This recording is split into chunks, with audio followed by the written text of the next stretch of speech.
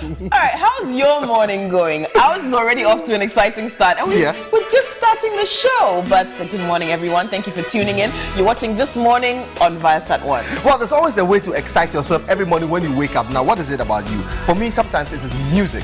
And there are certain jumpy songs that I play in the morning to just get me up. I don't know what do you do when you wake up in the morning? What are some of the things that you like to do to just get you up, get you in the spirit, get you in the mood to move? Breastfeed. But then I turn on the TV. Yes. Usually watch sports highlights. So see what happened. You know, sports highlights.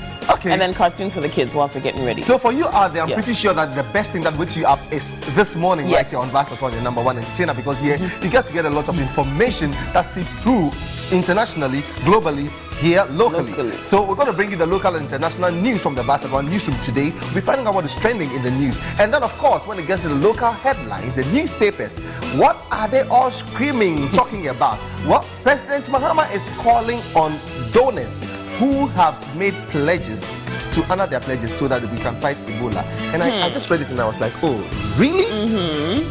The donors should be quick enough to send in their monies or their pledges.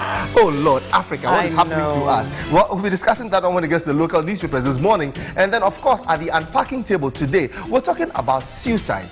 Have you ever thought of, conceived the idea, developed that idea, harbored and hatched that idea of committing suicide ever?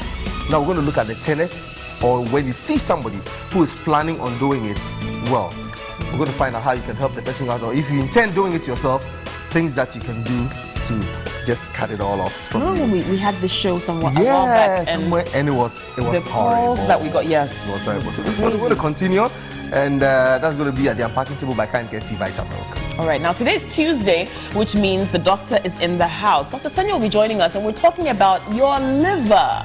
There are some serious ailments that can harm your liver. Hepatitis, for instance, cirrhosis of the liver, for those of you who like to drink alcohol, and jaundice. These are not things to joke with. Now, you really need to know how well your liver is functioning. And again, when the doctor joins us, he'll tell us why it's important for us to be monitoring our liver function and what you can do if any of these ailments is plaguing you. So be sure to stay tuned for that. Now, go to the Accra Mall and walk into Adolfo Dominguez and get all your clothes.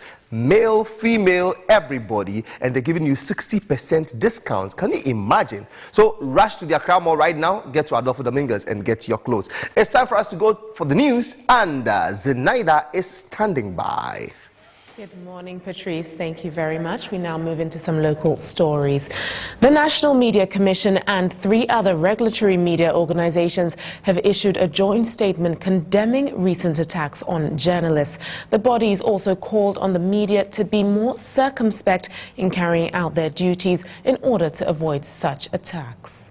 In recent times, there have been many physical attacks on journalists in the course of their work.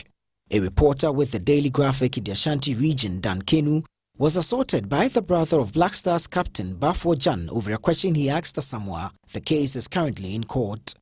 Just last week, 3 reporters with the multimedia group, notable among them Efia Pokia, who is the news editor of Adom FM, were assaulted at the Ablekuma office of the National Health Insurance Authority. That case is also in court. At a press briefing in Accra on Monday, the Ghana Journalists Association GJA, the National Media Commission NMC, the Private Newspaper Publishers Association Ghana Primpag, and the Ghana Independent Broadcasters Association GIBA said these attacks only seem to intimidate openness and progress. The president of the GJA, Aphil Moni, who read the statement, noted that the attacks come from a wide range of sources, indicating that the tendency of using violence in processing claims on society is widening. He said attacks on free expression have shifted from government to ordinary folks and officials that must be halted immediately. No one infringement or infraction on the part of journalists warrants or can justify an attack against any journalist, because we are the custodians of public freedom. We are the embodiment of freedom of expression and freedom of the media. So if this freedom is stifled, if the freedom we wield is hampered in any way, the whole society suffers. The chairman of the National Media Commission, Cabral Bleamihie, said the spate of attacks on journalists can affect Ghana's international rankings. He said the immediate issue of concern, however, is the threat to and the safety of journalists and journalism in a growing democracy. We've taken the path of democracy, a path that calls for respect for rule of law. So if anybody is aggrieved by any act of a journalist or misconduct of a journalist, it is within the purview of the law for him to seek redress. And this is what should be the message going across. Otherwise, if you allow a situation where everybody would, when is dissatisfied with an aspect of your work, resort to violence, then our democracy cannot be safe. The 4 regulatory media organizations particularly called on the police and other security agencies to exercise the greatest restraint in dealing with journalists. Nanatufo Boateng's report for Viasat News. Now, the police administration says its search for hip-life musician Castro will continue unabated. Castro, together with a female friend, Janet Bandu, went missing on the 6th of July 2014, and all efforts so far to locate the two have proven futile. At a press conference in Accra yesterday, Director General of the Police Criminal Investigations Department, COP Prosper Agblor, said the police will welcome information from the public on the whereabouts of the two. Castro, whose real name is Theophilus Tego, and Janet Bandu have been missing for more than 2 months after a jet ski ride in Adan while on holiday. After an intensive search, the police administration says it cannot locate the two. Director General of the Criminal Investigations Department of the Ghana Police, COP Prosper Agblor, says it has made little progress on their location. The search is still ongoing. For now, the police are treating them as missing until they are found either alive or dead. After the disappearance of Castro and Janet, 2 bodies of adult males have been discovered at the Sakumono and Anyami beaches, but none of them has been identified to be that of Castro. COP Prosper Agblor also gave account of the investigations that have been undertaken in finding the two and called for public help to get to the bottom of the matter. Witnesses have been contacted and statements obtained from them. The jet ski, which was retrieved, was handed over to the marine engineers for forensic examination, and a report was issued thereon. The report states inter alia that the general condition of the jet ski regarding the disappearance of Castro and Janet was very good. According to the police, Castro cannot be pronounced dead until after 7 years, when it has exhausted all other avenues of locating him. Richard Brightado, Viasat News. Well, we hope for the best in the search for Castro and Janet Bandu. Moving on to education, the Deputy Minister of Education in charge of tertiary, Samuel Okujetu Ablakwa, says government has introduced a number of interventions to promote training of teachers and to ultimately address the student-teacher deficit. According to him, the addition of teacher trainees to the student loan scheme has increased intake from 9,000 to 15,000. Ghana is estimated to have a student-teacher deficit of about 30,000, with a pupil-teacher ratio of 31:7 as at 2013. Over the years, the services of pupil teachers who are usually untrained have been engaged by the Ghana Education Service on behalf of the Ministry of Education to help bridge this gap at the basic level. According to Samuel Okujetu Ablakwa, pupil teachers are engaged for a contractual period of 1 year, after which they are replaced with trained teachers. He explained, however, that there is a caveat that allows them to stay on until trained teachers are available. He stated that contrary to recent speculations that pupil teachers are being fired or will be phased out, the untrained teachers diploma in basic education program is being strengthened to ensure that pupil teachers are upgraded to the professional level. These are teachers who are really helping. These are people who have really sacrificed. And so government decided to encourage them to take up initiatives that we had come out with so that they can be mainstream In other words, they can become trained teachers. So we introduced the untrained teacher diploma program, which allowed for as many as 26,000 of these people teachers in the system to be brought on board and to be trained, and they were certificated and they became mainstreamed. Samuel Okujetua Blakwa explained that teacher trainee allowances were withdrawn by government and replaced with the Student Loan Trust Scheme, which has resulted in an increase in trainee intake from 9,000 to 15,000. He indicated that the trainee allowance failed to increase intake due to financial constraints, leading to a cutoff for the various colleges. However, the introduction of the Student Loan Trust Scheme has attracted more trainees to enroll with training institutions. Enrollment has shot up by 63.8%. The quota that they were given previously was 9,000. As we speak, they are admitting students in excess of 15,000. Yes, so that is helping us. These reforms we have carried out is really helping. It's really helping us to increase our ability as a country to train more trained teachers. The Deputy Minister hinted that government would continue reviewing the educational sector to ensure quality, affordable and accessible education for all Guinean students. And that's it for news at the moment. We will be back within the hour. Well, thanks so very much, Zenaida. And 8 o'clock will be time for business news. So those of you who want to know what is happening in business or in the business world, 8 o'clock, you have to still be here on This Morning. Welcome back. And by kind courtesy, Vitamilk, the best soy milk on the market, we're here to present to you Unpacking. And today we're looking at something that has got to do with suicide. So I have a clinical psychologist right here with me, and his name is Dr. Joseph Osafo.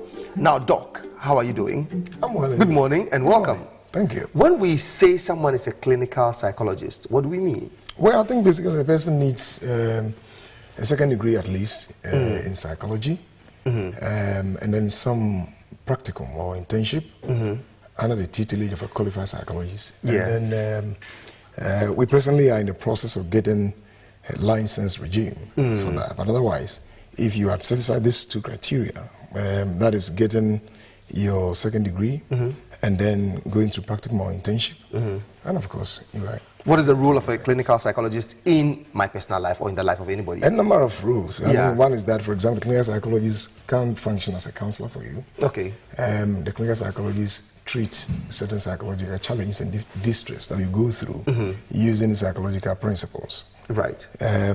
We still have not yet introduced, for example, the license that allows them to prescribe medications as psychiatrists would do. Oh, okay. Psychiatrists are basically medical doctors who have gone through medical school and you know, are qualified in prescribing certain medications in treating psychological disorders. Okay. But psychologists, on the other hand, are not psychiatrists. Yeah. Okay. They are not psychiatrists. Okay. Oftentimes people confuse the two. Oh, he's a psychiatrist, or he's... You say a clinical psychologist. You know, yes. Okay. That's not the point at all. All right, okay. Lately we've been reading and hearing and getting from some other sources that suicide is becoming one of the major options for people when they feel they are so distressed and they are pressured in life. Why would somebody decide to commit suicide? Or what are the tenets? What makes somebody fall within the line of trying to commit suicide? And that is a million question. Everybody is asking that. Why would someone want to take his own life? Suicide continues to be an enigma. It's something that bothers all of us. But a lot of factors converge to create a distress in a person who might want to self-destruct. Right. I mean, ranging from the larger socioeconomic, you know, perspective, community perspective, to the individual's own, you know, personal weaknesses and challenges and distresses. But a few points here. Number one is that the factors that may, for example, cause someone to kill himself are often act, you know, in accumulation. They accumulate over a period of time. And so perhaps, I'll give you a typical example. This is a 15-year-old boy who is just coming out of GHS, about to go to secondary school, and he wants one of the best schools in the country. And so thinks that, okay, I should make some good grades and get in there. He comes out, and he doesn't qualify. the selection procedure. Okay, right, okay. Or maybe from SHS to university, he wants to pursue medicine. And he needs, let's say, 8 A's to be able to compete. Right. He doesn't make it. So the disappointment, together with potential disappointment again from parents who may say, you just, abuse my money. You did not live up to expectations. Exactly. And thirdly, he may be having calls from his colleagues. Hey, did you make it? Why are you not wearing? Exactly. You know those things. Having called. And then just that feels, oh my God, I'm losing it. And then parent continues with the release of a barrage of insults. Stupid boy, you didn't do this, you didn't do that. So, accumulation of factors may, for example, create the thought in the person that, okay, how about if I ended it all? That's all. Sometimes some of the reasons are quite impulsive, meaning that a person doesn't really take his time to think through the range of options available. Okay, so if I didn't get medical school, what are the options available? Okay, let's just leapfrog and find out. If such thoughts are running through somebody's mind, for example, somebody's watching the show this morning and the person is contemplating suicide, what can you tell the person right now so that the person can backtrack and accept him or herself as in, okay, I can normalize? Well, first and foremost, we should understand that all of us, at a point in time, we had come to a place where we are taught it was better if we didn't exist. Sometimes you go through some disappointment and you feel like, phew, I wish this didn't happen. And so the ideation of wanting to self-destruct could be fleeting, it could be for a couple of days, it could be sustained, and then you continue to looking for the plan and the lethal weapons to execute your thoughts. Right. But when you start, for example, getting hopeless, number two, that you are completely not interested in anything again, especially those things that hitherto were quite interesting to you. You enjoyed footballing, you enjoy watching this, you enjoy sitting together with your friends, you enjoy riding a bike. And all those all things, of a sudden, you just pull out of all these things. You're not interested again. You are getting hopeless. You have a deep sense of helplessness. That nobody's helping me, and then I don't have any good future, ahead of me. So when you start thinking this way, and then you start thinking about, okay, what can I do to see how I'm feeling? Sometimes you are completely lost with the way you are feeling, and so you can turn to what we call self-harming behaviors. Some may take blade and try cutting themselves to see whether they feel anything at all.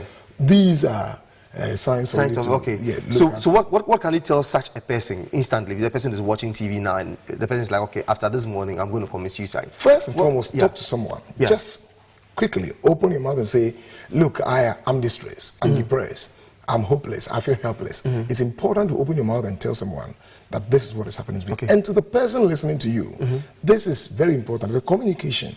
Now look, I want to kill myself. The average Ghanaian's response in my studies that I've conducted on suicide is that you are likely to be insulted. Stupid guy. No, you're cool. Foolish man. That kind of thing. But it's really, really sad that a person who is going through this experience, who opens up his mouth or her mouth and says, I want to die, I feel like killing myself, rather receives insult. The person needs care, attention. So first and foremost, whoever hears this, you then say, okay, can I hear you? Can I listen to what's your problem? And then from there, if you think you don't have what it takes to help, you can always refer the person to, for example, a psychologist, to a psychiatrist. You can even refer the person to a pastor.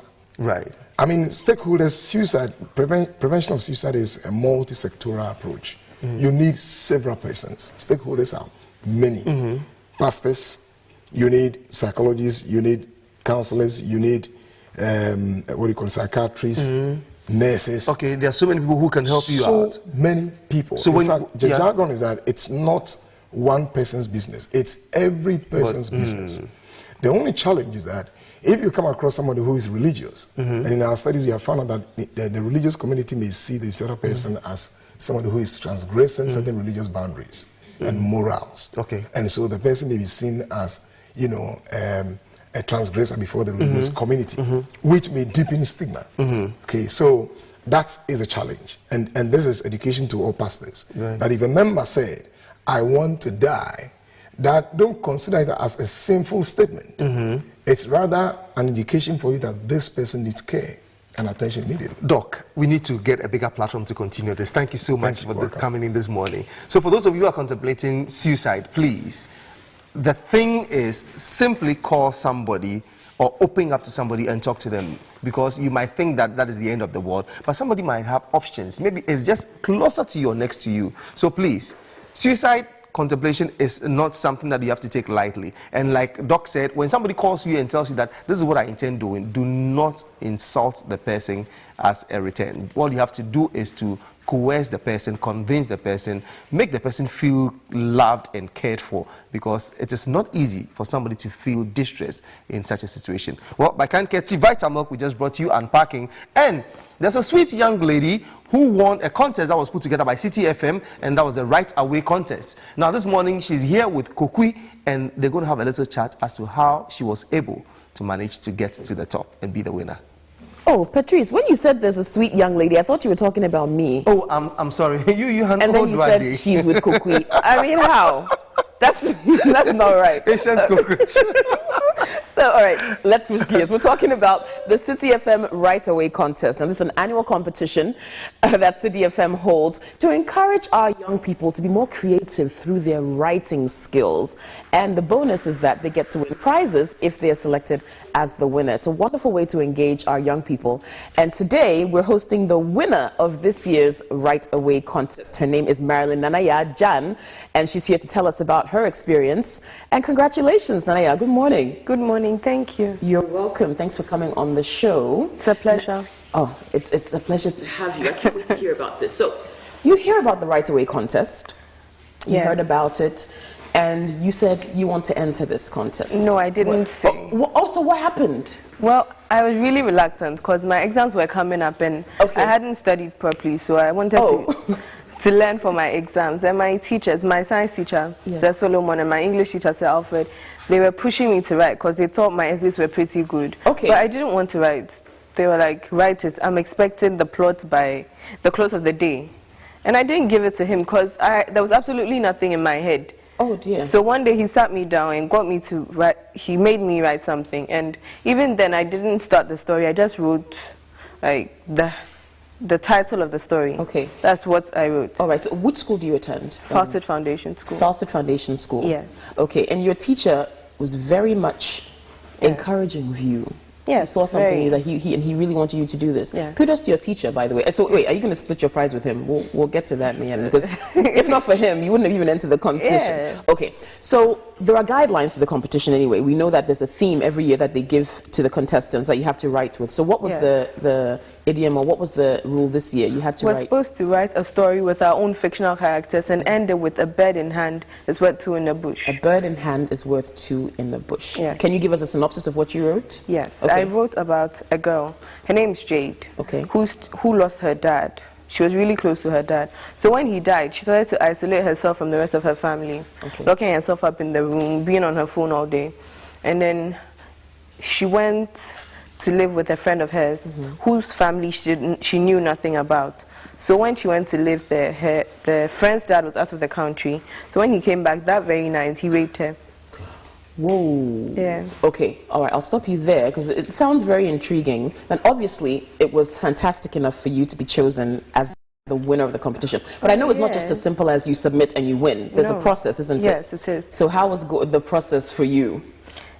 It wasn't hard because I like talking a lot. So I can tell. But you're very articulate. It's very good. Okay. Yeah, I like talking a lot. So they called us about a month ago to come to the CTFM office to have interviews to ascertain whether we wrote the story ourselves and to ask us more about our stories. So they called us. We were interviewed in front of a panel. There was Mr. Anis Hafa, he's an educationist. Jessica Parisafo, who's with CTFM. Right. There was Apia Kosera Michon, she's at CTFM too, and a teacher from one of these schools who interviewed us about our story. Fantastic. And then you ended up being selected as the winner. So I what's did. your prize? My prize was 5,000 CDs and souvenirs from the sponsors. That's lovely. Yes. You're a young woman, a young 14-year-old with 5,000 Ghana cedis. What are you going to do with your winnings?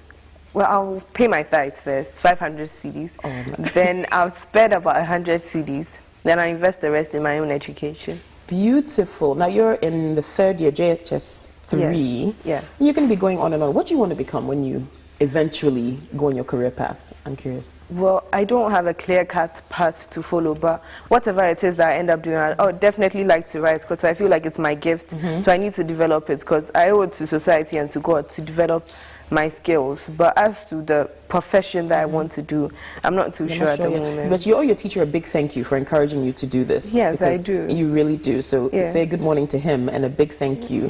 And let me ask you before we go, we talk a lot about education on this show and what the educational system is like, and you're in it now. Yes. So do you feel as though the system is challenging you to really be all that you can be? No, it's not. It's not at all, no.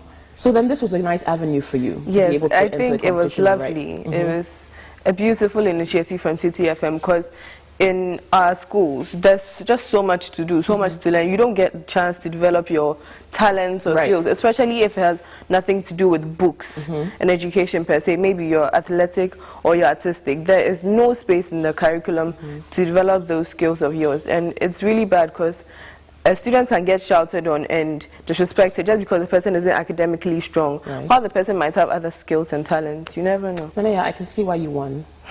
Congratulations. Thank you. I wish you would become a future Hobson. Holy Child School, that's where you should go. Anyway, congratulations again. Thank you. And congrats to your teacher. We like teachers like that who encourage our students to think outside the box. So the City FM Right Away contest, this is the year 2014 winner right here. She won 5,000 Ghana cedis. So there are avenues, sorry, for our students to do something outside of the buklong that we all know, okay? We'll be right back after the break. We'll be talking about our newspaper headlines and what's going on in the news today. Be sure to stay tuned. You're watching the best program on TV this morning on Viasat 1.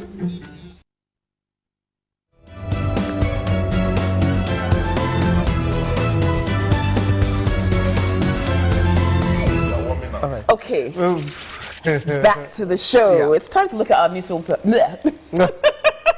I need lessons from Nanaya on articulation. Okay, our newspaper headlines. I know. All right.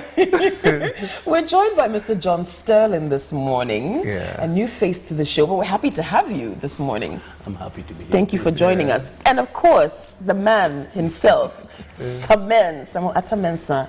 It's always good to see you. Good morning. Whose ideas bred the young lady? Yes, so Well, the right away. Not my ideas. Don't get there. Oh, this modesty. Well, why? No.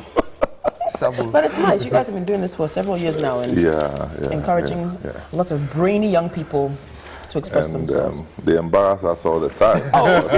The kind of English language they speak at that level, man. Not even at my level. No. I was just standing there watching you. I was like, oh, really? And she was so fluent. Very fluent. So I'm wondering, but I like her teacher too, the one who pushed her. It's good. Need teachers like that. All right. Why don't we look at the headlines and then we'll get talking. The Daily Graphic, our first publication. State spends $203,500 on triage bus for rent in 37 months. And police to continue search for Castro. Also, President donates to Ebola victims in 3 countries. That's the front page of the Daily Graphic. Patrice, why didn't you travel with him? You should have gone on the, on the trip. On the back page of the Daily Graphic, there's also the interesting headline there. We'll talk about that and more stories. All right, the Ghanaian Times. Assembly drags 20 churches to court. Media regulators condemn attacks. 2 NHIS staff charged with assault. 6 illegal miners perish in forest. And search for Castro not over. Can they please add search for Castro and Janet? You know, she's also missing. Well, that's the front page of the Ghanaian Times. The Daily Dispatch. Richard Anani's bombshell. Alan will not support Nana if... ellipsis. ... Okay. Backgrounder on Baumia's selection as running mate. Why is MPP pressing self-destruction button? Okay, these are all sentiments being expressed by the Daily Dispatch. Going to the Finder. House sales slump. Cities fall compels buyers to cancel mortgages. Raging fire consumes Greater Accra NDC. That's the front page of today's Finder. The Daily Express.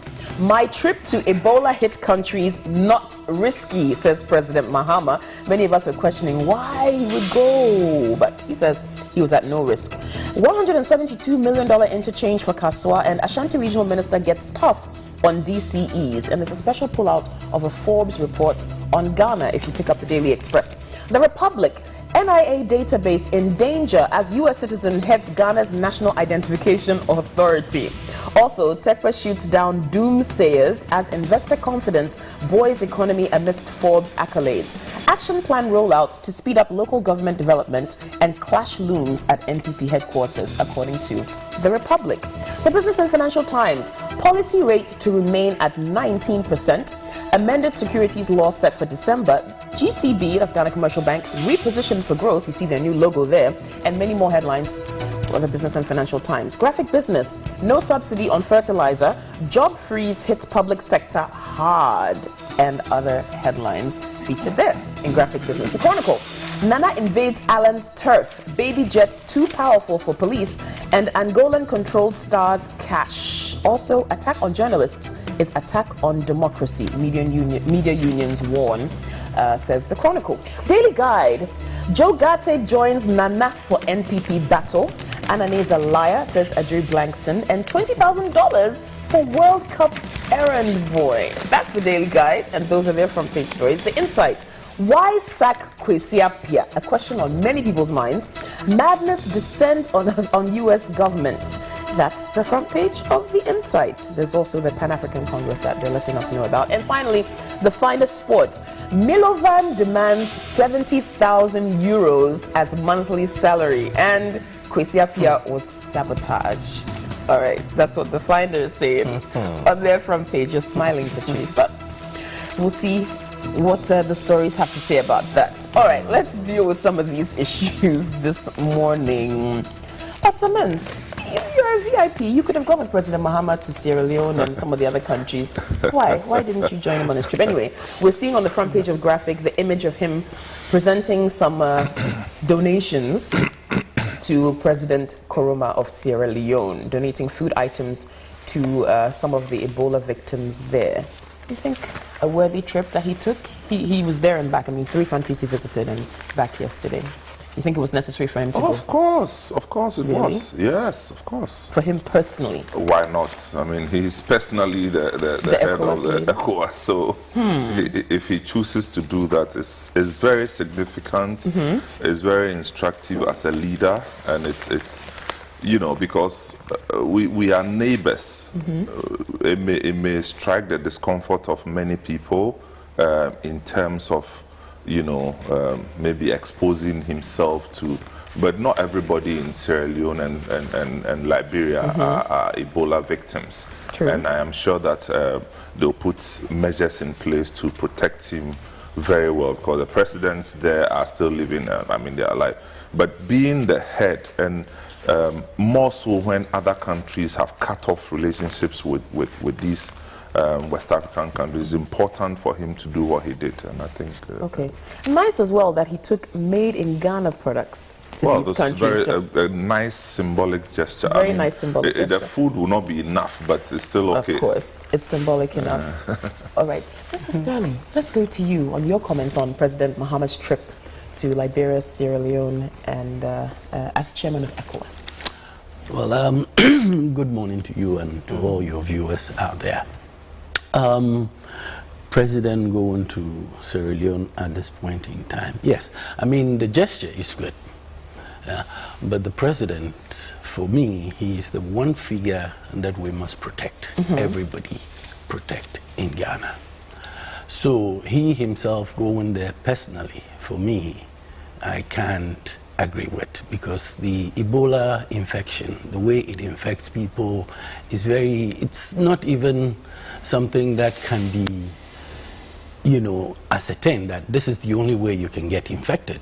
And so, if, God forbid, anything should happen, then we have to go through another process of appointing, you know, swearing in the vice president, there's a whole complication here. So for me, the president, as the figure one of Ghana, should have stayed. Well, he is the chairman of the ECOWAS. That is important too. But he could have appointed the Minister of Health. It's there. Send him to the risk. But surely he would have. They would have done their necessary checks and ascertained of course, the risk. But what I'm saying is, the president is the #1 person in Ghana. Yes. He must be protected. We don't know the extent of this infection. I mean, we've had talks. Yes, but all the other things that he did, yes, it shows the neighborliness, you know, the Ghanaian hospitality. We haven't closed our borders as others are closing them. And so, yes, that one is very good. But whether he himself being there is necessary. That is where I don't, you know, there are more other important things that we should be looking at. You know, the president should be staying behind and looking at so that Ghana moves and moves very well. Mind you, there are officials of some of these countries who are actually fleeing. And since been in Liberia, for example. In Liberia. So, Samis, would you say that perhaps because he is the chairman of ECOWAS, that is the reason why he embarked on this tour? But that's the reason he did. He didn't hide that. And I'm just saying that, you know, I mean, you sent the health minister, and the health minister came back. How was he going to brief you? Through telephone? He'll be sitting in front of you. So if he had it, you're getting it straight away. No, if he had it, I understand that we have areas at our entry points to check and make sure that anybody who is infected is quarantined. So the minister of health... No. Okay. It's not anybody who's infected. It's anybody who has the full-blown disease. Because the early stages you can't determine. Well, 2 to 21 days. Yes. That's true. So if you came back within 1 day, which he did, really. Charlie, so we don't know. We don't really know. What's you see how dangerous it is.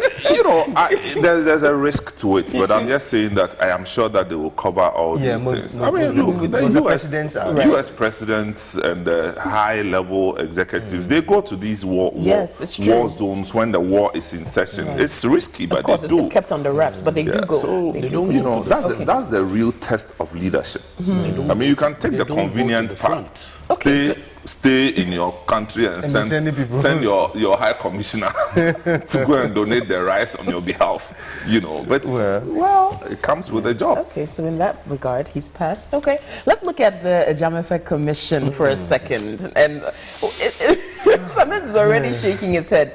You know, interestingly, watching this, you see so many contradicting statements. And you ask yourself, what really is going to come out of this? All right, yesterday, we saw Mr. Larry Champong, who is a liaison officer for the former sports minister, Elvis Ifriye Ankara, and he told the commission that he accompanied Fred Darkon for some you know, there's this whole issue about shopping and buying ingredients for the caterers to cook food and who paid for what and how much was spent and all of this stuff. And there are contradicting statements. We saw Mrs. Kwashiga one day. I think some of the caterers also appeared, and Larry Champong had he had some differences in opinion on some of the testimony that was given by these ladies. So again, you know, it's intriguing to watch, but really, what are we learning? And who is because they all take the oath. Whether it's Bible, cross, Quran, everybody's swearing an oath to tell the truth, the whole truth, nothing but the truth. But then we get different stories. So, which version? And even this has got to do with somebody taking $20,000 dollars, yes, as a liaison for providing these ingredients. $20,000 commission. Well, Ghana, you see, I sometimes, when some of these things, you know, crop up, it's difficult to, you know, really make a comment because people have made, you know, things so relative in Ghana that if I like it and I'm doing it, it's good for me. I don't care how it affects the next person over there. As long as I can interpret it and make it sound good, it's fair. You see, but that brings us, you know, the question of our morals. Our morals. You have been appointed, given a job to do. There is, I mean, a certain way to do it, like policies and procedures are there. But we throw it all out of the window, you see. And when I said it makes it difficult because for me, as passionate as I am, a Ghanaian, I can't help but bring it into the domain of politics or governance. I can't help it, because there are controls, and these controls are put in place by the government in power. I mean, the government of the day. So if the government of the day is actually monitoring and supervising what is being done in the sectors and departments that they have oversight on, I don't think these discrepancies would happen at the rate that they go on in Ghana. Yeah. Samantha, $20,000 given to somebody who's been branded an errand boy or tagged an errand boy just for taking the committee members to, around town, just to go and look around and buy things. You're giving $20,000. Yeah. Among other things that are coming out are the Jamefe Commission. That's a heavy side. I don't know what to make of it. And was it given to Larry? No, it was given to, according to an Angolan citizen. He's from Angola.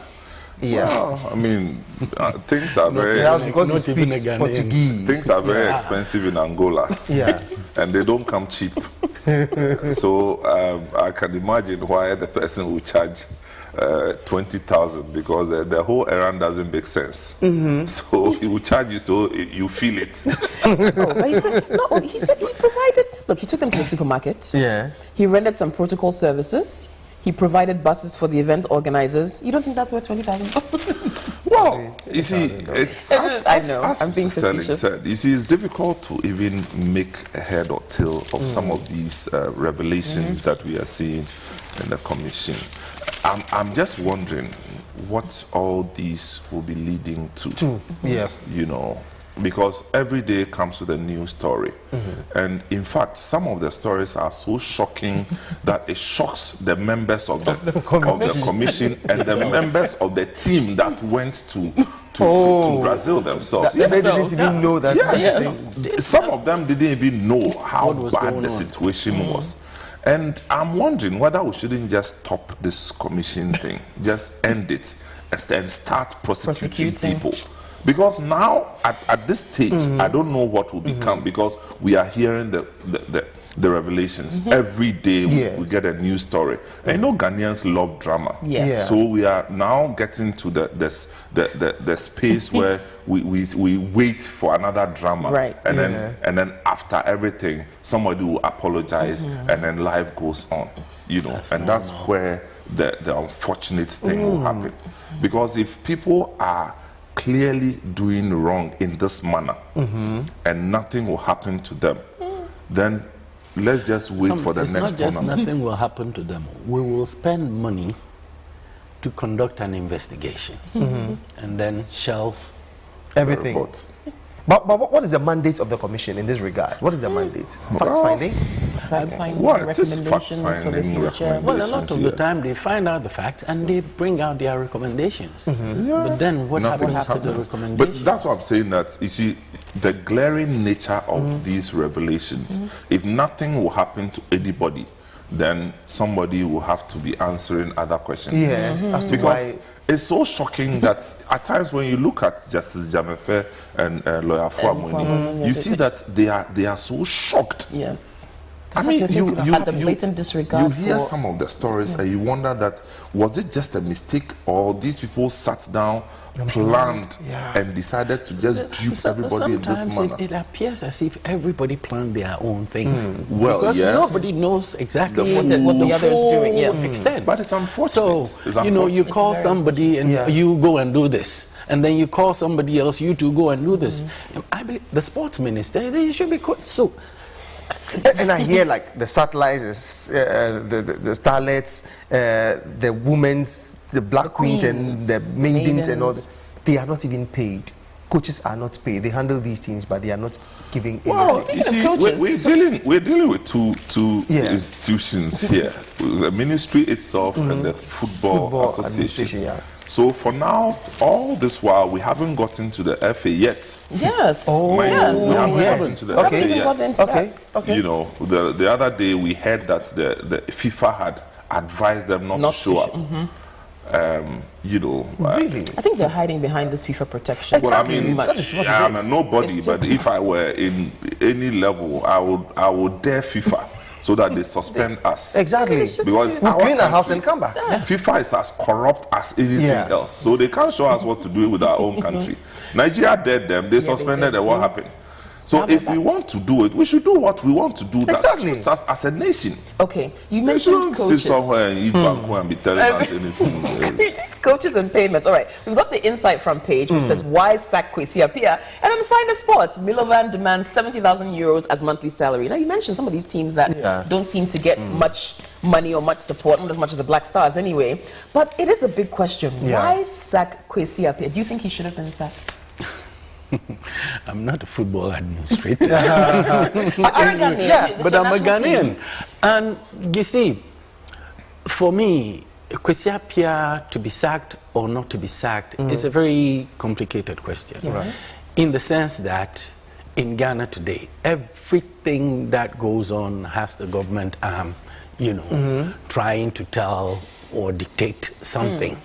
You see, so was Kwesi Appiah that independent? Could he do what he actually wanted to do with the team to get a team that will win matches for us?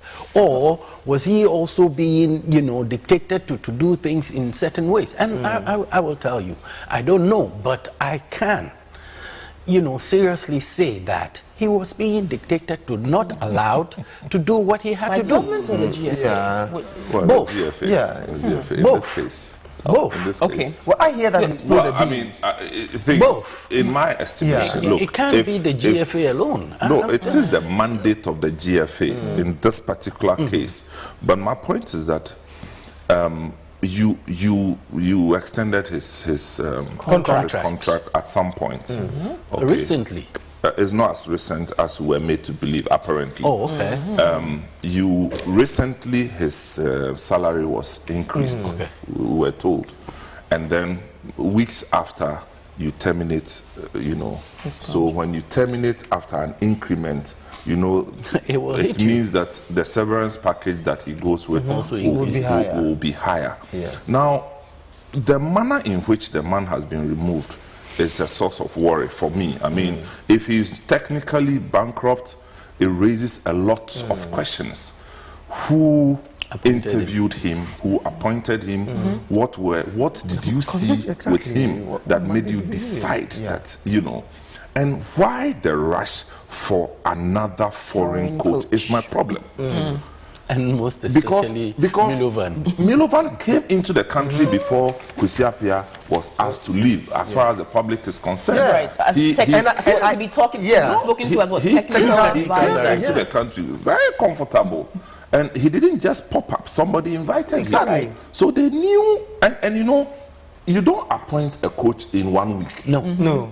It involves back and forth discussions. So it means that somebody assessment should be obviously done had been speaking with this person. And the same GFA in their own press conference had said that they had 101% confidence in Kwesi Appiah. You see, so the whole thing is bizarre. It's making. Now you have, how do we develop our own coaches if we now put in a structure that makes it impossible for our own people to be coaches of our national teams? I mean, where are we going? The man is going to take another 70,000. His interpreter, because when he suits him, he doesn't speak English. The man never spoke English until when he was leaving Ghana. That he granted a long interview in English and said Ghanaians were lazy people. You understand? So he left us. He went to Russia and he was even sacked. The whole rush to appoint this foreign coach is my problem. Because for me, if we try Kwesi Appiah and we think he's not good, we should try somebody else. Local. You have Bobo sitting down. What's his name? The won the Under-20 World Cup with us. Yes. So why can't we try? Herbert Ado and Let's try that. And while we are engaged with the foreign coaches, what do we do to improve the capacity of the local coaches? Nothing. Someone's to write we just take the them license to Liverpool for 1 week. And we say, the license A, license B, FIFA certification, all those things that you do as a coach. You need to pay about £2,000 and £5,000 to be able to write. Now, if he is getting 17,000 euros, no, 70. Oh, 70. now I don't have to say anything. 70,000 euros just for a month. How many coaches, how many Ghanaian coaches can you train out of that to get them to I don't even ride think the that's up to the severance package for You see, seriously, when you convert. So it's building our own capacity. I hear he said he did not request to have a technical advisor. assistant. That is why they My signed brother, at this point, whatever he's saying, whatever they are saying, they are all lies. But true that they retained Maxwell Kennedy, but they've gotten rid of pretty much everyone else. Well, that's the story we hear. But it's still, we'll hear some more. Yeah, we'll As hear time some more goes on, because we're going to hear they've some more. proven that everything they tell us is not the real issue. This is what I'm saying. Okay, Kopi, there's something seriously. Oh, you want to do this one? I wanted us to touch on the state spending 203,000 on the strike boss's rent.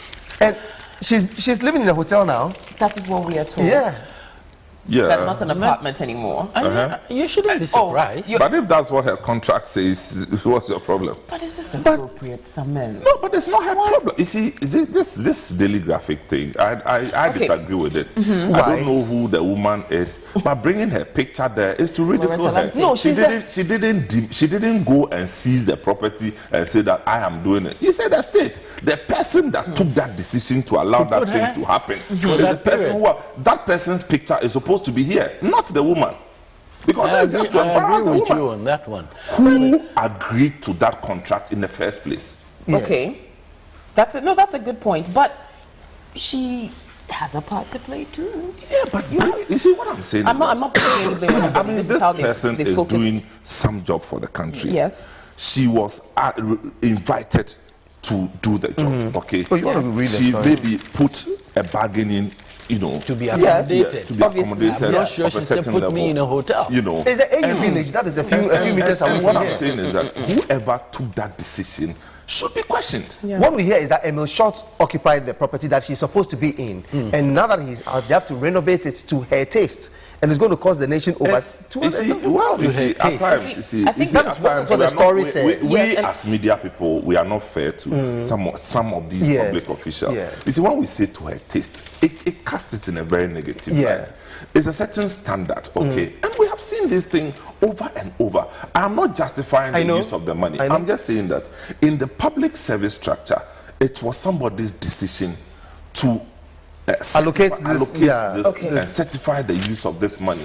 That person should be questioned. We need to do that. Thank you so much. I've heard, and I know that I know in Cape Coast, where the police inspector or the regional was living in a hotel for over 3 years. Because he didn't have they didn't have any official residence. But they can pay for a hotel. But they can pay for a hotel. Thank you. These are the things that... I know. We're unfortunately out of time, but discussions are interesting. This is just crazy. So like I say every time, go to the newsstands, buy the newspapers that you so wish, and please to read. And when you read them, any further clarification that you want, I mean, you can call anybody at all that you want, but make sure you get the right information, lest you be deceived. We'll be right back after the business news at 8 with Zenaida.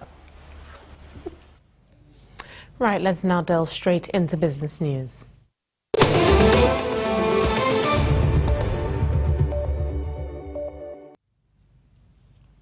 In its latest review, the National Petroleum Authority, NPA, has maintained the prices of all petroleum products. This means for the next 2 weeks, prices of petroleum products will remain unchanged.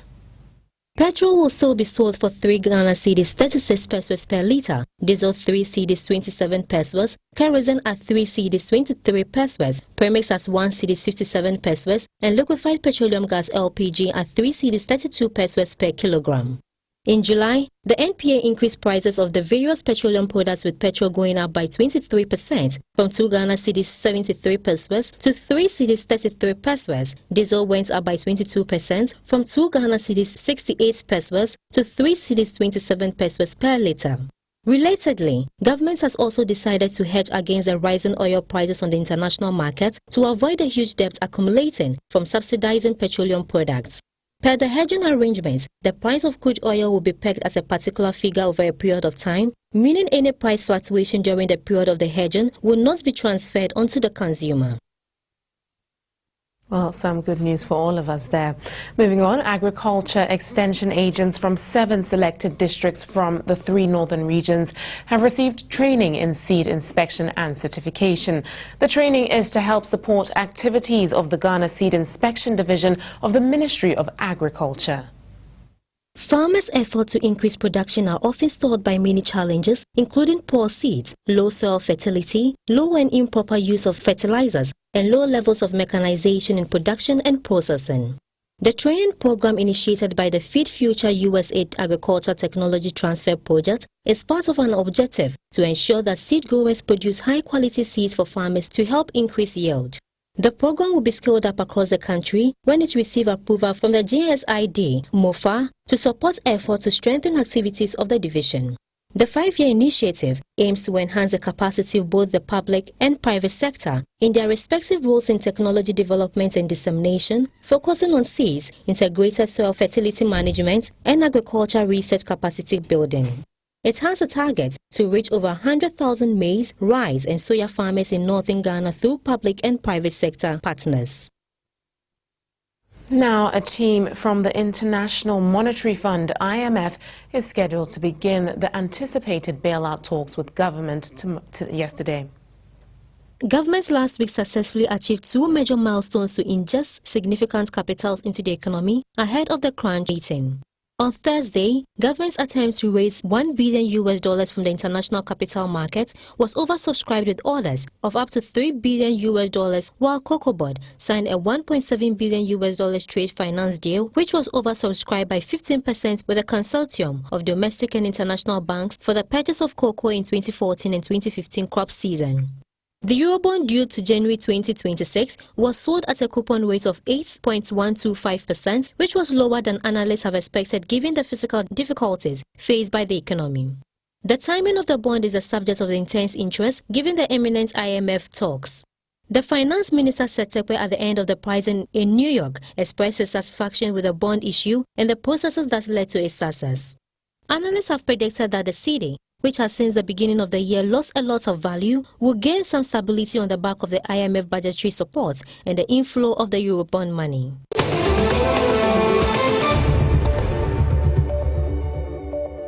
And those talks with the IMF and government will be taking place today. That's it for Business News. We'll be back very soon. Thank you, Zenaida. All right. We appreciate that. We really do. Welcome. Now, yes, the sports crew is here. Thank you. Hussein, good morning. And Hussein. Good morning. Yeah. How are you? We're all fine, thank you. And you? Good to know. You're doing good? I'm doing fantastic. I have noticed something on the road, I think, over the past 2 weeks, and I'm very impressed. What is that? There are a lot of police women, I should say, who are directing traffic, and Koku is aware. So, what is he aware of? Thank you. These days, traffic is enjoyable. You enjoy. And Patrice, I'm aware of this. Supposedly, you enjoy the traffic. You know, previously we didn't, because there were a lot of men on the roads who. But you see, the fun is that when the women are directing, they go like this. They go like this. Yes. The women go. That's how the men do. The men. But the women, how do the women do it? And with a smile. With a soft touch. You know this is sports, right? Yeah, but no, I mean, it's a lifestyle show this morning. Kwesi Appiah and the GFA should resign. This, according to Chris Opoku. Now, he appeared before the commission a few days ago. I remember watching his appearance there, and very impressive.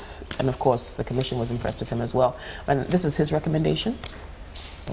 Yeah, this is his recommendation. And Christopher Opoku is a very respected journalist, and so you know he's been around for a while. His voice carries some weight, and he has a good voice too. You know. Yeah. No, yes, yeah. I mean, he's good. I mean, literally, his voice carries weight. His voice carries weight. And figuratively as well. Yes. And he's a very fantastic individual. So these are his recommendations that the FA officials should go away along with Kwesi Appiah. And if you look at take a critical look at the nature of the whole, the whole case, how it was handled by the FA, you'd realize that he has got some points. And the fact that, like Samens was saying, we come back from a World Cup, a press conference was held about 2 months ago, and Kwesi Nyantakyi made us feel that the FA had 100% confidence in Kwesi Appiah. Now, 2 months later, to make a turnaround after he had won a game for Ghana, to turn around and say he's not the best person for the country is not exactly appreciated. And his contracts, he had an increase in salary before all this happened. So you tend to feel that probably there's some underhand dealing somewhere. Someone is looking somewhere. Shady. No, it's a little bit shady. It looks completely shady. Kwabna, how come we just allow them to manhandle us this way? It's like they're taking us on a roller coaster ride. You know, do anything that you so please. Go to the Jamaica Commission, say anything you want to say. Thereafter, everything will just be cleared. We just walk away and go back to our home. Yeah, I think it's high time we started making rules for people to get punished in cases like this. Either you lose your job or you pay back whatever you took. In this case, what Christopher said, I do second. It never. When you watch football, managers are sacked when players don't perform. Right. So who is in charge of the technical team of the Black Stars? That's the GFA. So if the coach is not performing, the technical team too has to go. That is the management team of the Black Stars have to go. That's GFA. And it's been far too long. Is it easy?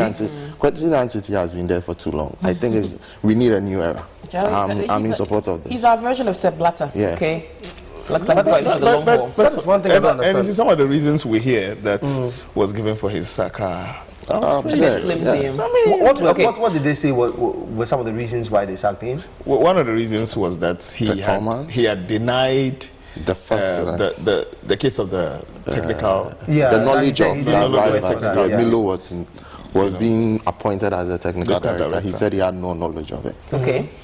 So that was one of their points that they stood on and sacked him. But performance the point is, if you think he was not good enough, as you said earlier, why then do you appoint such a coach to come and coach the national team? We should have found an appropriate person a long time ago. Right. And they also cited the case of him losing control of the dressing room. But that we knew from. Who fired him?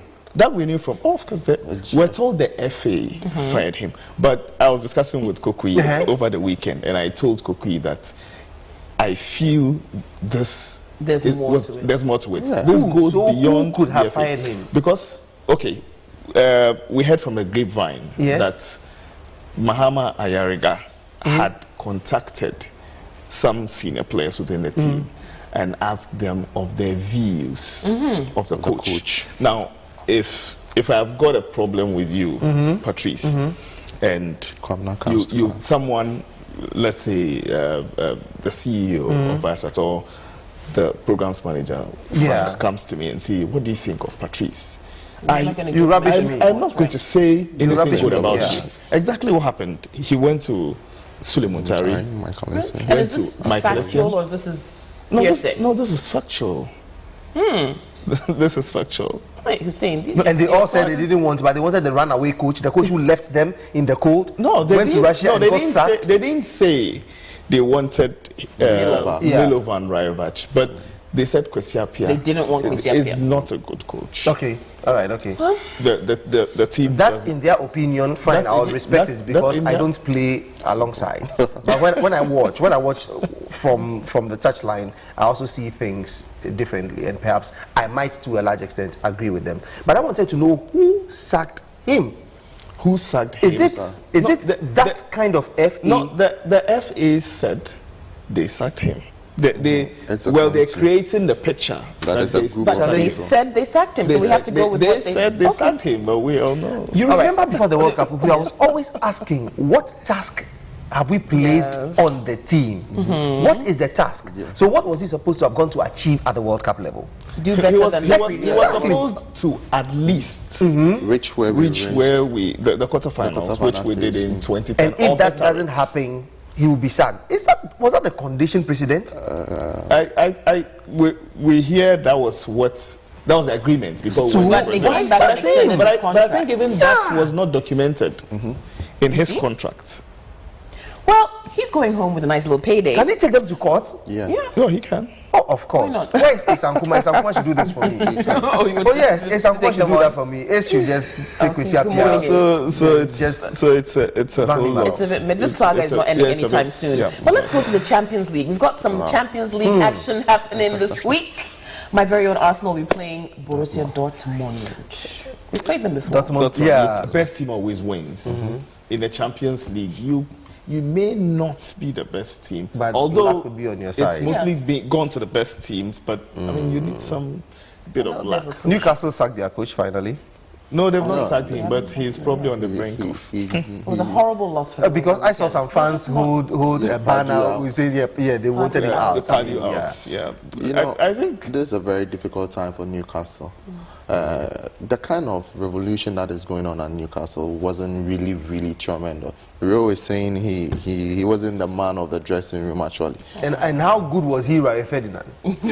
He was so sloppy in their 0-4 drabbing. What did he do? He has had his good days. Come on, this man has run out of steam. David Moyes had his good days at Everton, yeah. No, but let's consider this. Rio Ferdinand has moved from a world-class team to probably a mid-table team. And Moyes, not a mid-table team, even below mid-table. Below mid-table, and you are telling me. No, I'm coming on. Moyes moved from whatever position they was to a world-class team, and he was failing. So there are two different things. It's like, do you mean to say like Kwesi Nyantakyi writing a book about Sepp Blatter? Maybe, or even maybe, or even. I'm just saying maybe that's what it's sports. That's what I'm saying. Sepp Blatter is a very good friend of Kwesi Nyantakyi, so he's writing a book. You know, he writes so like kind words. Kwesi Nyantakyi writing a book on Kwesi Appiah. Kwesi Appiah writing a book on. No. Kwesi Nyantakyi writing a book on Kwesi Appiah. Like Charlie, you have. It will end up being. It's like when I take the book and I read the forward and like, this is from Kwesi Nyantakyi. I just drop it like that, Charlie. You know the end. Oh, what's the problem? How? Okay, Charlie. Nice. They're all Kwesi. Yeah, well, it's up to them. I don't know. For us in Ghana or in Africa, it is difficult for us to resign when things are not going. No. So if it's somewhere by now. It's an African phenomenon. Yeah. We don't have it in our DNA. You keep hope alive. Since 1985, you see, they say we've got to go. Okay, cool. Issa Hayatou, since 1985. Bye. Sepp Blatter. Bye. We'll see you but tomorrow. let's enjoy the traffic. Well, congratulations to Ngubutogi Awuni. Yeah, you're making the ladies come on the streets and people are enjoying it. So we'll see you. We'll be right back and get into the second hour with Dr. Senyo Mizrabe.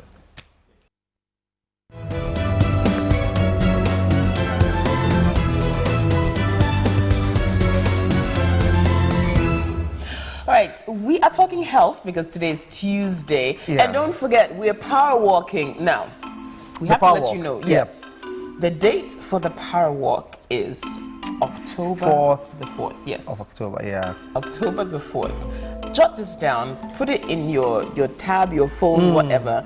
Come join us on our community power walk. It's going to be with Bling Body Gym. Yeah. And we're going to Tema. We're going to walk with you. We're just walking. We're just going to walk. We're just going to walk. It's going to be a celebrated walk, that is. Yes. So we're going to have a lot of the celebrities coming in. And all CEOs, MDs, chief, everybody's going to come. Everybody's going to be there. Join us in Tema. Just come to Viasat 1, come and register, get your T-shirts, get your cap and everything, and we'll walk healthily. Yes. It's just 5 kilometers. Oh, that's not too 5 kilometers. That's not too bad. I mean, I do that almost every day, so that shouldn't be difficult. But I mean, hey, come, let's have fun and see what best we can put together. That is the Jigwe crew, all right? We're going to walk some Jigwe walking. But this morning we're talking about the liver malfunction. Dr. Senyo, you come and walk with us. Yeah, sure. But you sure do need some ambulances. Yeah. You know, just in they're going to case. be health screenings, all kinds of things. Some people can't walk. I know some people can't walk. Yeah, I mean, I can do more. Why than is your 2 hand going in this kilometers. direction? You can't do more than 2 kilometers.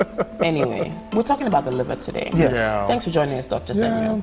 Very important organ. Very. The liver, I mean, is one of, apart from the skin, which is also considered an organ, the liver is like the largest. And it's a very wonderful organ, you know.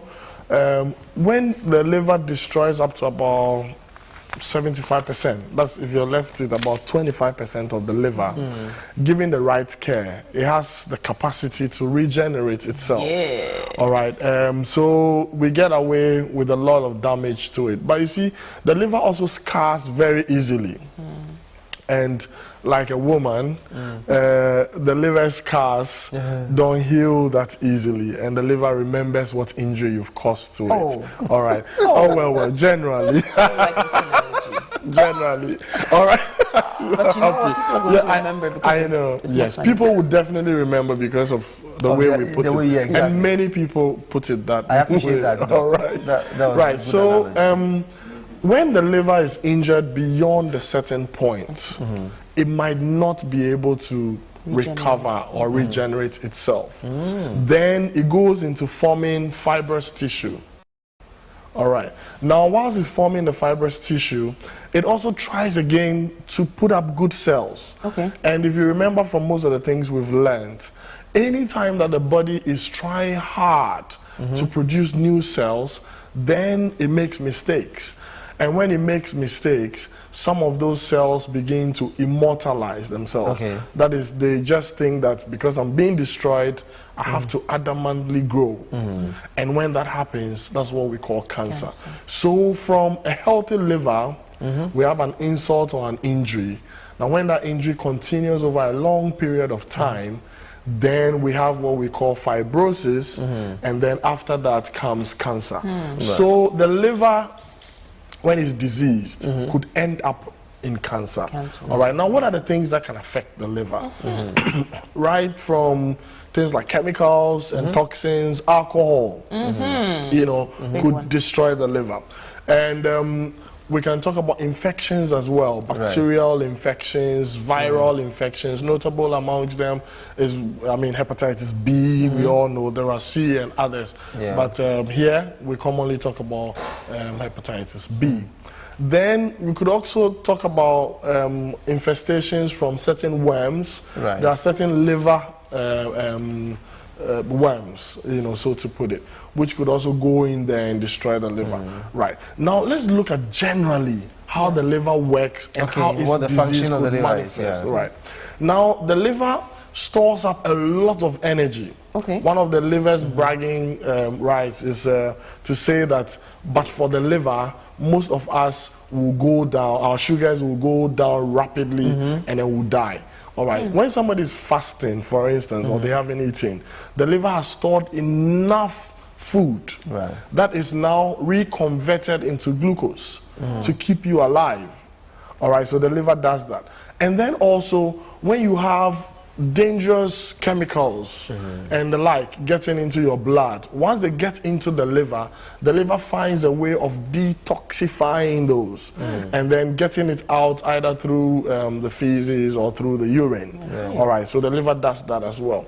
And then the liver is also able to produce certain hormones and proteins. I mean, when I say hormones, the proteins that will lead to other hormones and all of that. And these keep a general equilibrium of the body.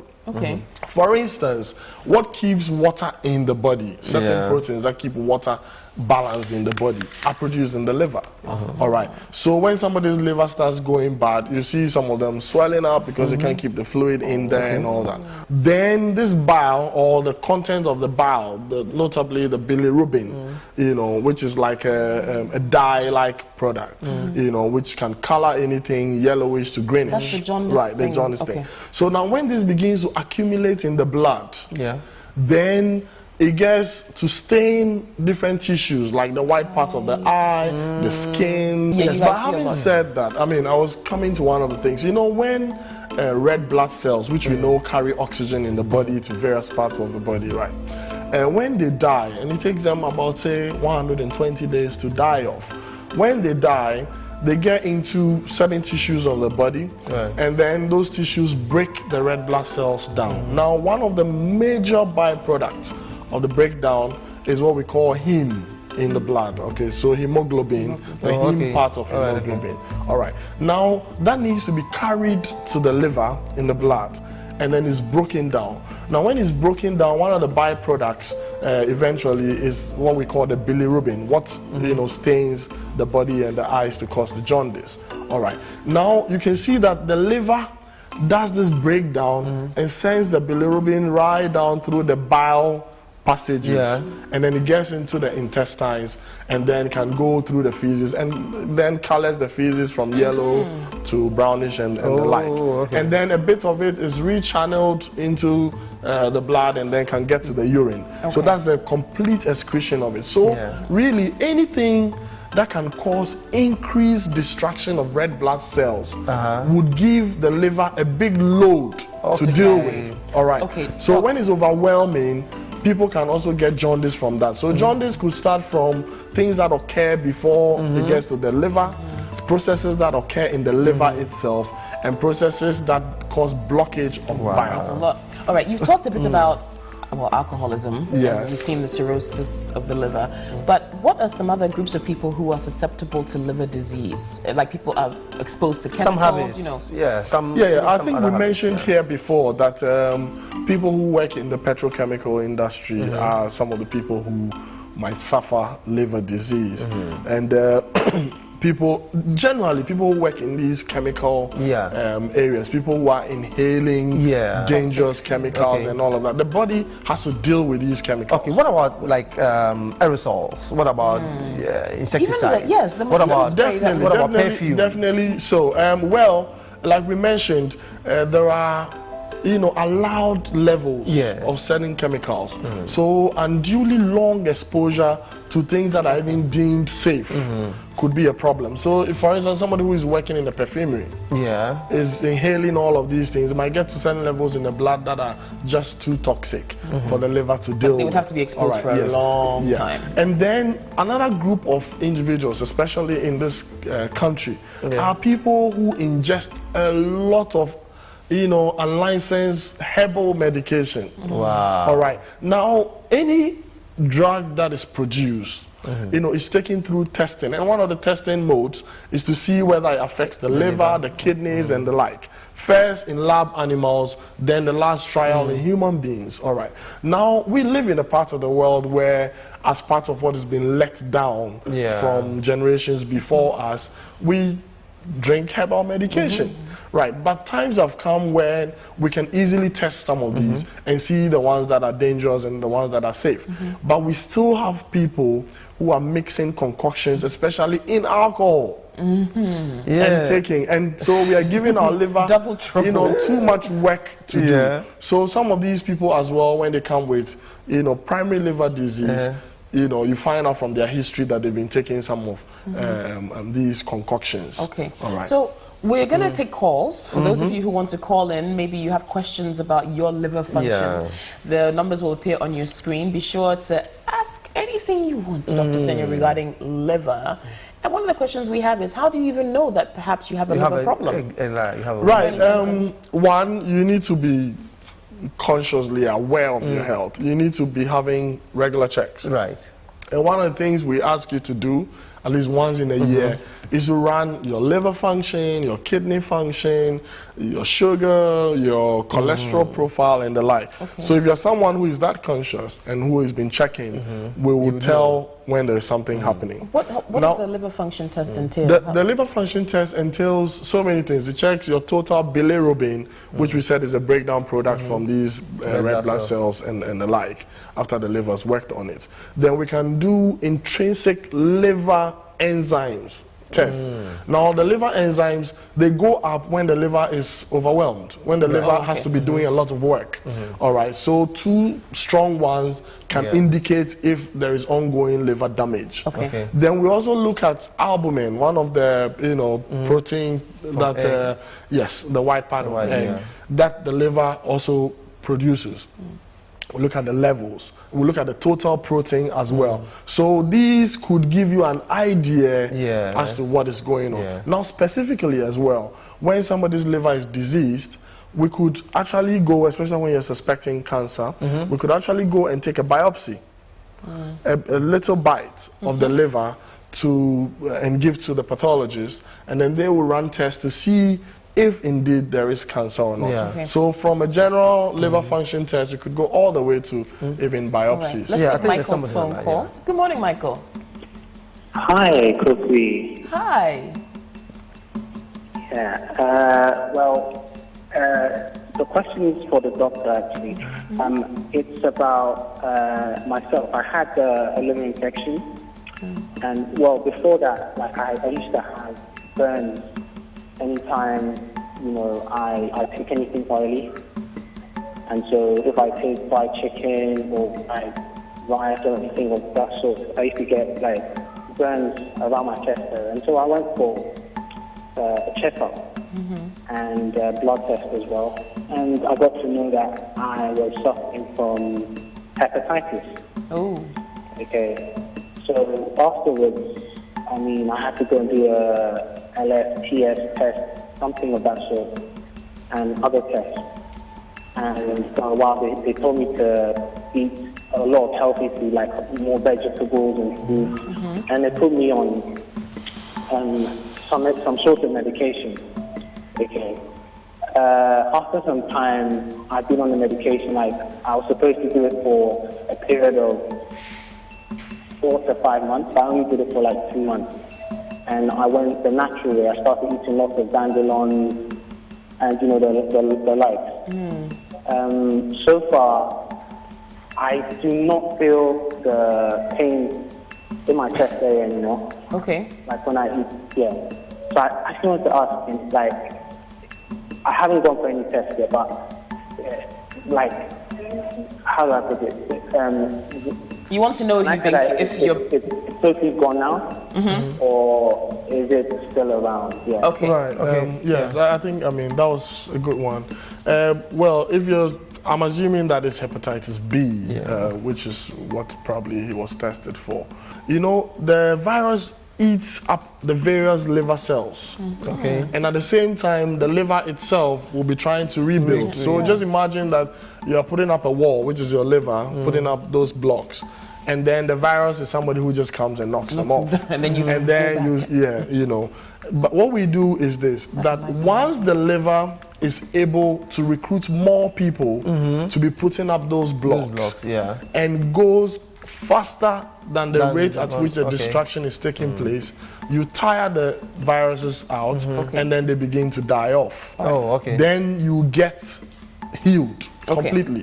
So it's possible that this young man... And so for most people who have viral hepatitis B, if I'm getting my statistics right, as much as 80 to about 85% of them would recover fully by themselves, no support whatsoever. Right. So if the disease is caught early and the right liver protection is given, for instance, your diets, green leafy vegetables, we're talking spinach. And he says he's taking dandelion.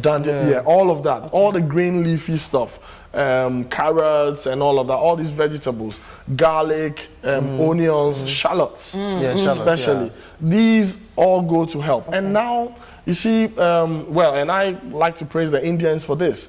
What they've done with their herbal medication is to give us a lot of liver protective medications, which are on the market now. Okay, let's get in on the line. Let's just speak with Bernard, sorry, and then we'll come back.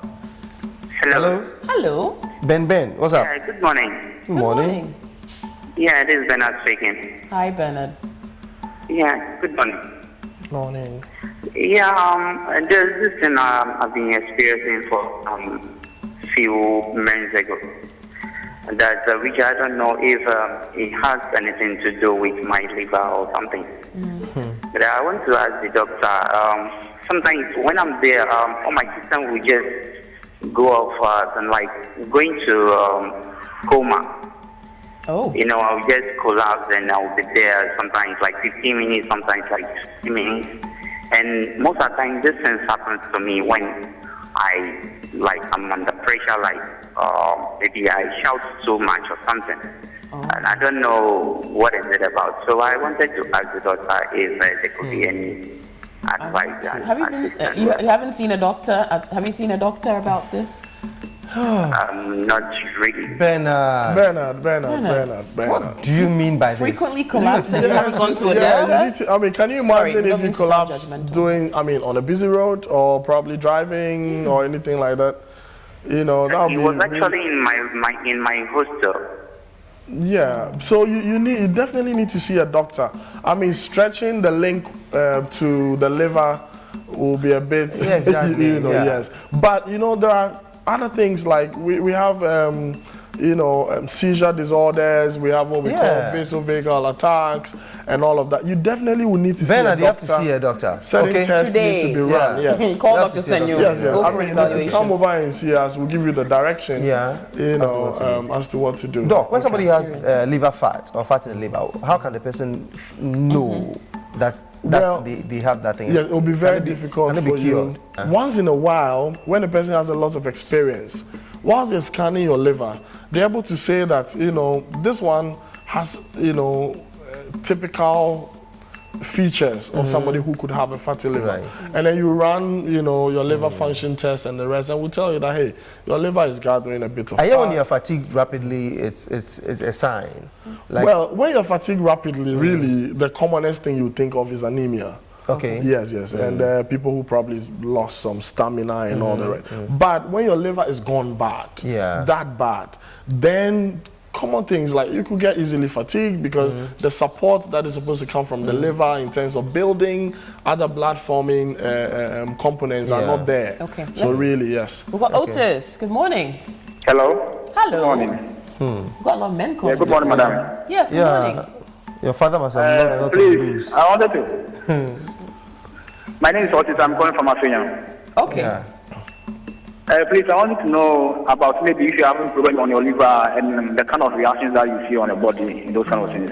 Okay. Yes. Any physical manifestation? Yeah. One of the things that people see commonly is the jaundice. When we think that either due to a blockage of the bile passage after the liver has worked on it, or a problem with the liver itself. All right. Then we also stated that it could be a problem, in the blood that has nothing to do with the liver, but just that the liver is overwhelmed with the load. And then, you have the yellowing of the eyes and all of that. Once in a while, people might have pain around the upper right part of their abdomen, just under the chest. All right. Now, that pain could indicate, one, something happening with the liver itself, something happening with the gallbladder, all right, especially when people have gallbladder stones, all right, then that pain could come on. But all of these things are really non-specific, all right. So really, if you want to know, you need to go and check. Run a test. Right? When people have obstructive jaundice, which means that when bile is formed, its passage into the intestine has been blocked by something. One, either by stones, by worms, or a cancer that involves what we call the pancreas, and the head of the pancreas is grown so much that it's sitting on the passage of bile. What happens is that because bile is not able to enter into the intestines, then it's not able to color the stool anymore. And we know that bile helps in absorption of fat from the food that we eat. Then typically the people will come to you with clayey stools, pale clayey stools. Yes. And because the fat has not been able to be taken out of that feces, what happens is that when you go to release that product, it floats because it's fatty. All right. So you have pale stools, they look clayey, and then they might float. If your stool is swimming, thank you so much. you have a problem. Okay, very quickly. Does eating liver help your liver? Well, people think that, liver, if you eat liver, there are so many good things in there. I like goat liver a lot. And, so it goes to help build, especially increasing most of your folic acid and so many other things in there. Now, people need to be very responsible. I know that people need to be very responsible with their livers. We've said that alcohol is #1 destroyer here. And we've also said that taking unlicensed herbal medication is another. Right. If you've noticed changes like your urine getting darker, your eyes getting yellow, your stools described as we're saying, or pain in the upper right part, you definitely need to get yourself checked. Even if you don't have any of these, you need to check with the doctor at least once a year. Yeah. Take it on your birthday, probably. Thank you, Doc. Thank you, Doc. As always, for enlightening us. Liver, very important organ. Patrice, I get shocked when people don't go to the doctor.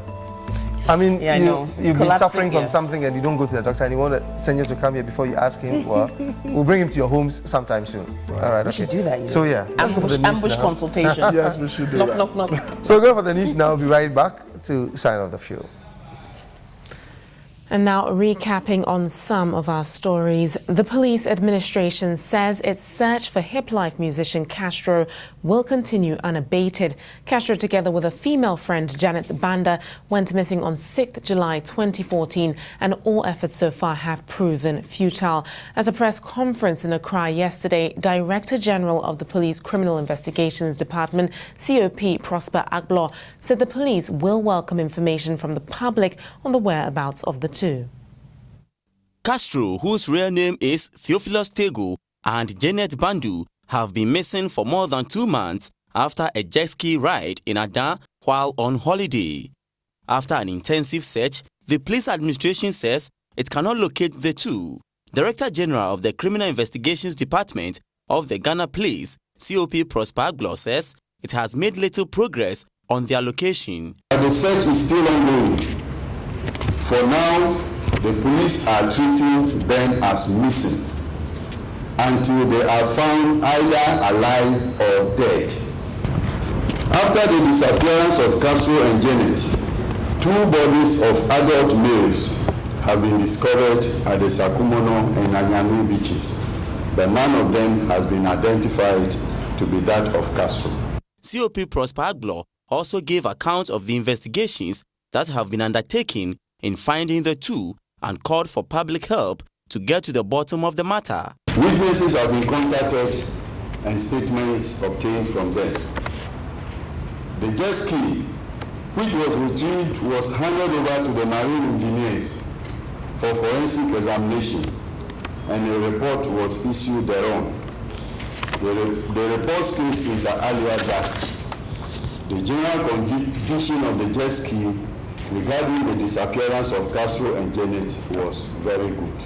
According to the police, Castro cannot be pronounced dead until after 7 years, when it has exhausted all other avenues of locating him. Richard Brightado, Viasat News. Dubbed Financial Literacy Week, government through the Ministry of Finance will from next week begin a financial awareness campaign aimed at equipping Ghanaians on how to make informed financial decisions, especially in the area of investments, spending and budgeting. The week will provide opportunities to the youth to engage with stakeholders in the financial sector. Over the years, some individuals have fallen prey to fraudsters due to the lack of basic financial knowledge.